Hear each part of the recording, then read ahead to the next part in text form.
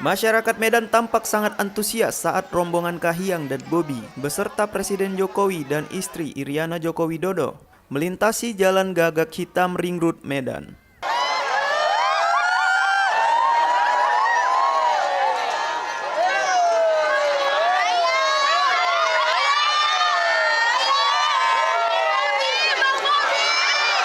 Presiden Jokowi tampak melambaikan tangan dan melemparkan beberapa kaos ke arah kerumunan warga.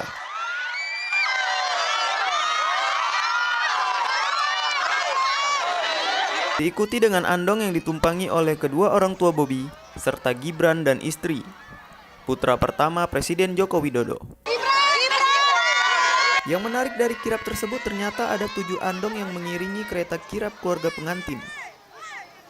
Salah satunya tampak seorang selebriti dan presenter kondang. Uya Kuya berada di andong bagian pertama. Minggu pagi 26 November 2017, Kahiyang Ayu Boru Siregar dan Muhammad Bobi Afif Nasution menjalani kirap budaya yang dilanjutkan dengan pesta resepsi.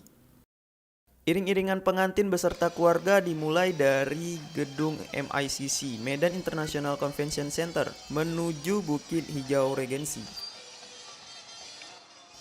Hari ini, resepsi terbagi dalam 2 sesi, pukul 10 pagi hingga 12 siang waktu Indonesia bagian Barat.